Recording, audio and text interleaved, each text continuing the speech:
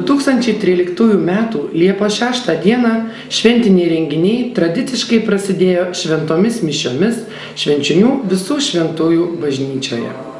Mišias aukojo parapijos dekanas Vidas Magurauskas, o jam talkino kunigas Steponas Tonaitis. Iškilmingo Švenčionių rajono tarybos posėdžio metu susirinkusius su valstybės diena pasveikino Švenčionių rajono meras Vytautas Vigelis, Lietuvos Respublikos Seimo vicepirmininkas Vytautas Gapšys, Lietuvos Respublikos Seimo nariai Petras Čimbaras ir Vilija Filipovičienė. Pranešimą skirtą garbingai dienai skaitė istorikė Nadežda Spiridonovienė, kuri didžiausią dėmesį skyrė Švenčionių miestui, Švenčionių kraštui įvairiais Lietuvos istorijos laikotarpiais. Iškilmingo posėdžio metu buvo įteiktos Švenčionių rajono garbės piliečio regalijos Konstantui Rameliui, kuris po to padarė įrašą rajono garbės asmenų knygoje, o savo kalboje sakė esąs labai sujaudintas tokio dėmesio ir įvertinimo.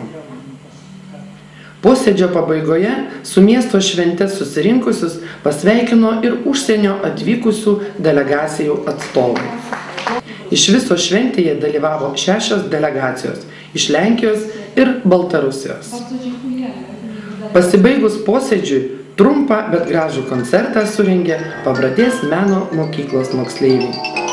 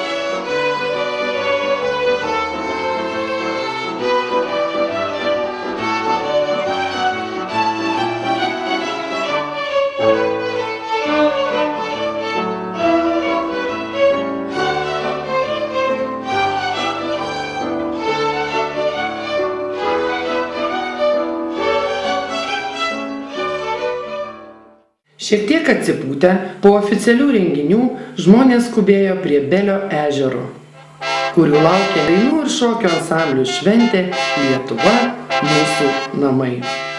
Prieš prasidedant koncertui šventės dalyvius ir svečius pasveikino rajono meras Vytautas Vigelis. Respublikinė ansamblių dainų ir šokių kolektyvų šventė bus gražus renginys. Į šventę suvažiavo virš 20 kolektyvų iš visos Lietuvos, iš visų regionų, arti 1000 dalyvių. Lietuvos Respublikos Seimo nacionalinio saugumo ir gynybos komiteto pirmininkas Artūras Paulauskas ir Lietuvos liaudies kultūros centro direktorius Saulius Liausa. Per porą šventės valandų žiūrovai pamatė visus Lietuvos regionus pristatančių kolektyvų pasirodymus. Pirmoji dalis buvo skirta Aukštaitijos dainoms ir šokiams, antroji Dzūkijos, trečioji Sūduvos, o ketvirtoji Mažosios Lietuvos, penktoji Žemaitijos dainoms ir šokiams.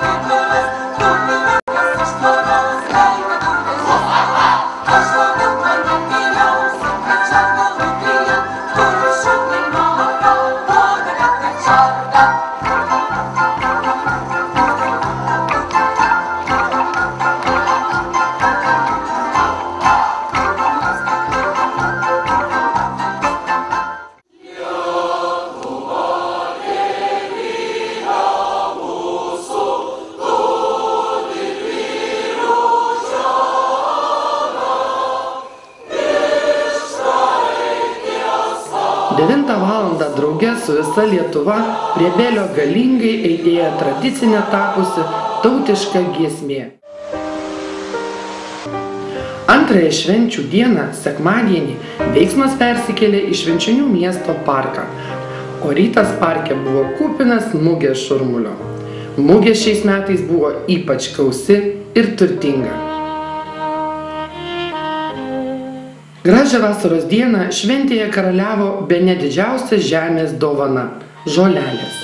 Prie erdviai įsikūrusios mūsų krašto pasididžiavimo ir pagrindinio šventės rėmėjo 130 metų švenčiančio Švenčionių vaistažolių fabriko palapinės svaigiai kvepėjo įvairiausios žolelės.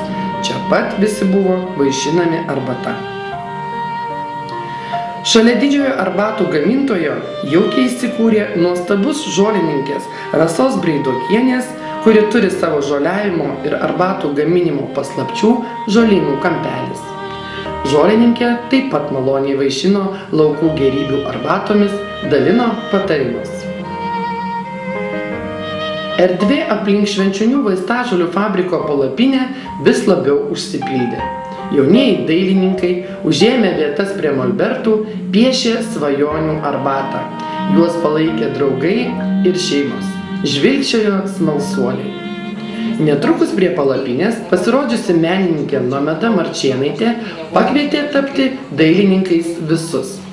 Išdekoruoti savo puodelį, kuris labai pravers darganotais rudens vakarais, gurkšnojant kvapnią Švenčionių vaistažolių arbatą.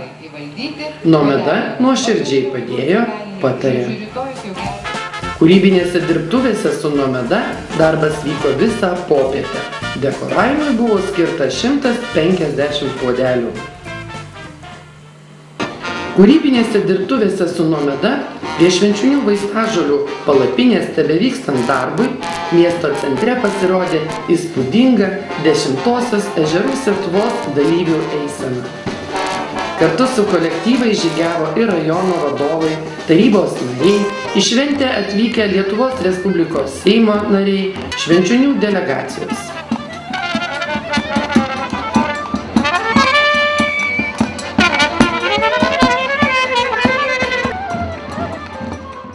Ežerų Sietuvos dalyvius ir žiūrovus pasveikino rajono meras Vytautas Vigelis, kultūros ministras Šarūnas Birutis ir Lietuvos Respublikos Seimo narys Petras Čimbaras.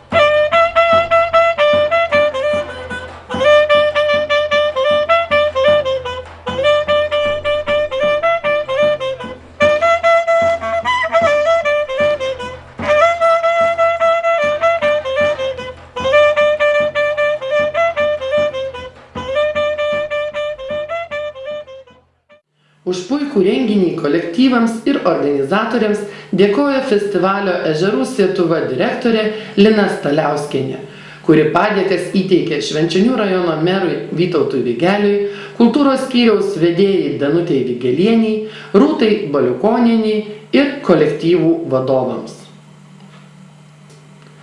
Pramogų, kaip ir šventinės nuotaikos, užteko visiems, nes organizatoriai pasistengė, kad šventė būtų tikra šventė, o ir gamta šį kartą nepašykštėjo gražaus oro.